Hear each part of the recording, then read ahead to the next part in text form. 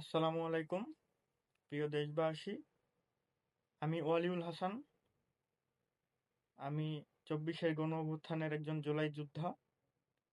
18ই জুলাই উত্তরার বিএনএস সেন্টারের সামনে আমি মারাত্মকভাবে গুলিবিদ্ধ হই। আজকে আন্দোলনের প্রায় 11 মাস চলছে। এখন পর্যন্ত আমরা আমাদের স্বাভাবিক জীবনে ফিরে আসতে পারিনি। বর্তমানে আমি থাইল্যান্ডের ব্যাংককে চিকিৎসাধীন অবস্থায় আছি। গত সোমবারে আমার একটা অপারেশন হয়, যার ফলে শারীরিকভাবে 3-4 দিন যাবত একটু অসুস্থ। অত্যন্ত দুঃখের সহিত আজকে আমার কিছু কথা বলার জন্য আসতে হয়। আসলে গত বৃহস্পতিবার যখন দেখতে পেলাম যে গলাচিপা দশমিনায় ভিপি নুরুল হক নূরের নির্বাচনী এলাকায় তাকে অবরুদ্ধ করে রাখা হয়েছিল। 10টা থেকে রাত 1টা পর্যন্ত ভিপি নুরুল হক নূর অবরুদ্ধ অবস্থায় থাকে।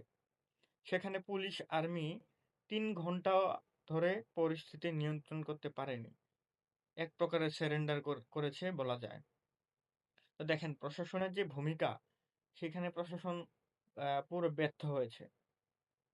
আসলে এই ভিপি নূর 18 সাল থেকে এখন পর্যন্ত হাসিনার বিরুদ্ধে যদি কেউ লাগাতার আন্দোলন করে থাকে, সংগ্রাম করে থাকে, সে হচ্ছে ভিপি নুরুল হক নূর। সে যে কয়বার রাজপথে এই আওয়ামী লীগের গুন্ডা পান্ডার কাছে হামলা শিকার হয়েছে, মার খেয়েছে, এমন নির্যাতিত নেতা আর দু একজন আছে বলে আমার মনে হয় না। ভিপি নুরুল হক নূর, তিনি তার জীবন বাজি রেখে 18 সাল থেকে সে এই অন্যায়ের বিরুদ্ধে প্রতিবাদ করে আসছে।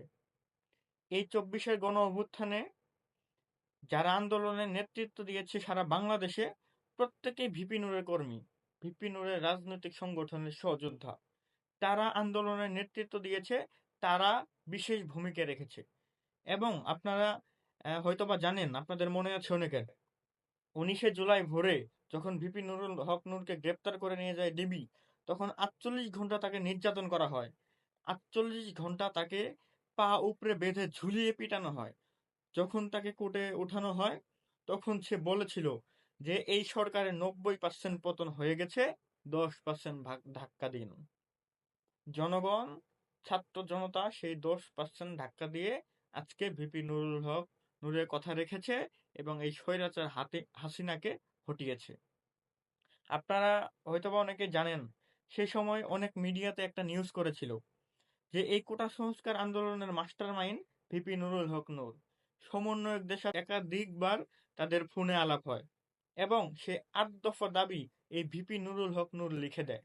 আপনারা হয়তোবা অনেকেই জানেন এই নিউজটা হয়েছিল, হয়তোবা অনেকেই ভুলে গেছেন।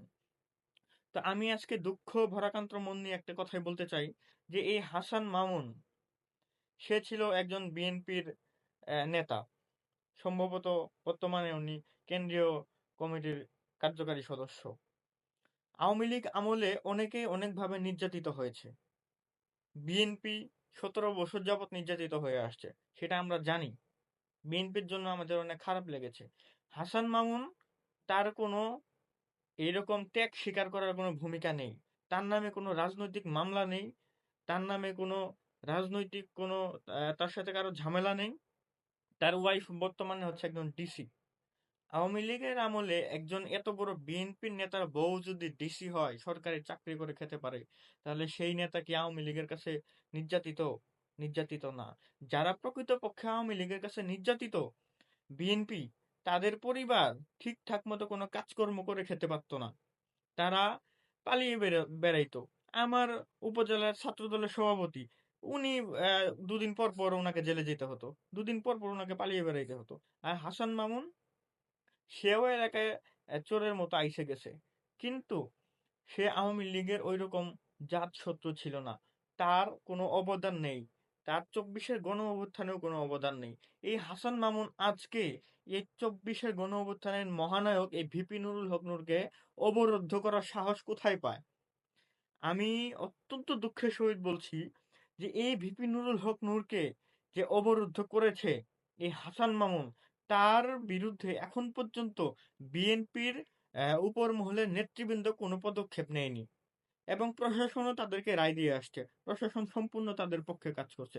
সেই পটুয়াখালীর ডিসি পর্যন্ত হাসান মামুনের চামচামি করছে। আসলে দেখেন, এই বাংলাদেশের ২৪-এর যে মহানায়ক ভিপি নুরুল হক নূর, তাকে কে জানে না সে হচ্ছে সংগ্রামী।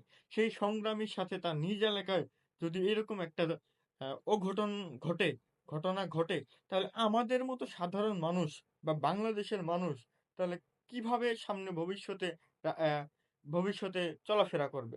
বা এই সরকার কিভাবে, এই প্রশাসন, পুলিশ প্রশাসন কিভাবে সামনে রাষ্ট্র পরিচালনা করবে বা সুষ্ঠু একটা নির্বাচন দিবে? আপনারা দেখেছেন যে এই পটুয়াখালী জেলা ছাত্র দলের যে অশিক্ষিতরা আছে, যাদের কোনো ছাত্রত্ব নেই, যাদের কোনো পড়াশোনা নেই, যারা হচ্ছে এই ৫ তারিখের আগে তাদের কোনো হুঁশ উদ্দিশ পাওয়া ছিল না, চোরের মতো এলাকায় ঘুরে বেড়াইতো, রাস্তার কাজ করত, এই ছাত্র দলের অশিক্ষিত চামচারা ৫ তারিখের পরে হিরো সেজেছে। তারা কত বড় অশিক্ষিত হলে ভিপি নুরুল হক নূরকে নিয়ে বাজে স্লোগান দেয় যে ভিপি নুরের চামড়া তুলে নিব আমরা। আরে মূর্খ দল, এই স্লোগান তো ছাত্রলীগও দিতে পারতো না, আওয়ামী লীগও দিতে পারতো না। আর তোরা ২ দিনের বৈরাগী, ভাতের একশ অন্ন। আজকে তোরা নূর নূরের মতো একজন সংগ্রামী লোককে নিয়ে তোরা আজকে বাজে স্লোগান দিস, বাজে বক্তব্য দিস যে নূর নাকি পটুয়াখালীতে কোনো প্রোগ্রাম করতে পারবে না। বিএনপির শীর্ষ নেতৃবৃন্দদের কাছে আশা করেছিলাম যে তারা অবশ্যই এই বিষয়ে একটা পদক্ষেপ নিবে। কারণ এই নূরের জন্য, এই ছাত্র সমাজের জন্য, এই জনতার জন্য আজকে খালেদা জিয়া জেল থেকে মুক্তি পেয়েছে। তারেক রহমান দেশে আসার মতো সৌভাগ্য হয়েছে তার, নয়তো সে দেশে আসতে পারতো না।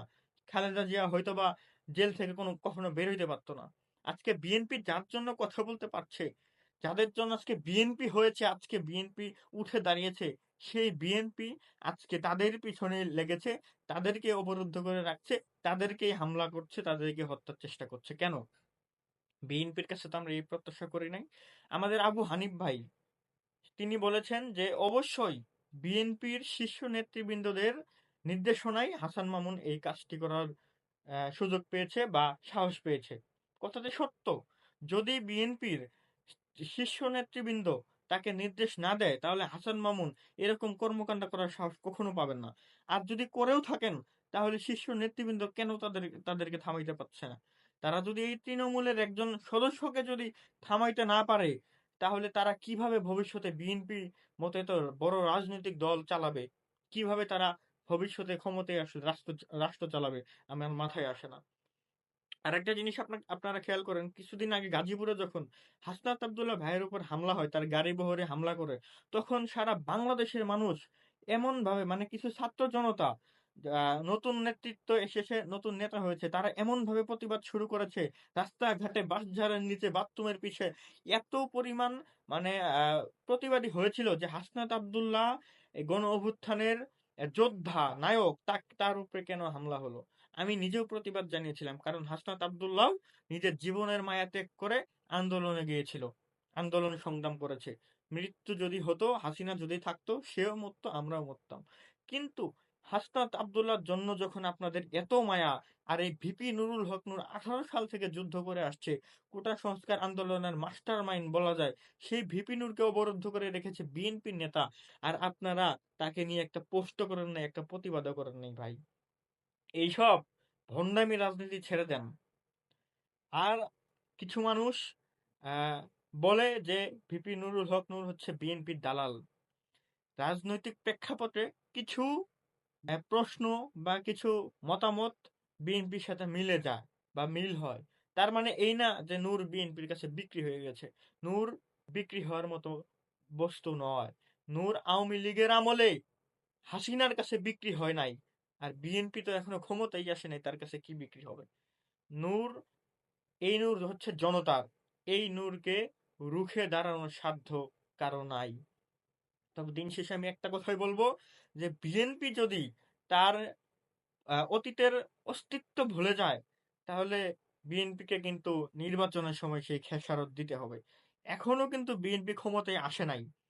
সামনে ভোট হবে, জনগণ যাকে চাইবে সে নির্বাচিত হবে। জনগণ যদি ব্যালট বক্সে তার খেলা দেখিয়ে দেয়, বিএনপি কিন্তু সেই তার অতীতে আবার ফিরে যাবে।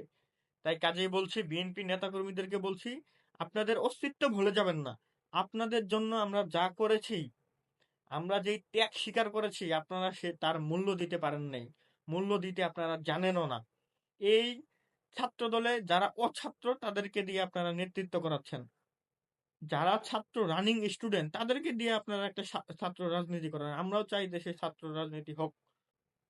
বিএনপিকে আমি বলবো, আপনারা অতি দ্রুত এই হাসান মামুনকে বহিষ্কার করবেন। এবং এই ছাত্র দলের যে অশিক্ষিত আছে, যে নূরকে নিয়ে অ বাজে মন্তব্য করে স্লোগান দিয়েছে, এই ছান্দাকে, এই গরুকে, এই অশিক্ষিতকে আপনারা বহিষ্কার করবেন। এটা হচ্ছে আমাদের দাবি। আর আপনারা যদি এই হাসান মামুনের বিরুদ্ধে কোনো পদক্ষেপ না নিতে পারেন, তাহলে আমরা আমাদের ভবিষ্যৎ পরিকল্পনা, আমাদের সামনে কি করা উচিত, আমরা সেটা করব। কিন্তু আপনারা মনে রাখবেন, ভিপি নূরের পিছনে লাগলে ভবিষ্যৎ কিন্তু ভালো হবে না। ধন্যবাদ সবাইকে। আমার জন্য দোয়া করবেন। আমি এখনো অনেক অসুস্থ। আমার আহ, শরীর এখনো ক্ষতবিক্ষত অবস্থায় আছে। এখনো আমি সুস্থ হতে পারিনি। ডাক্তার বলেছে এটা পুরোপুরি সুস্থ হওয়া সম্ভব না, অনেক সময় লাগবে। এই অবস্থার মধ্যে আছি। যাই হোক, সবাই আমার জন্য দোয়া করবেন। আসসালামু আলাইকুম।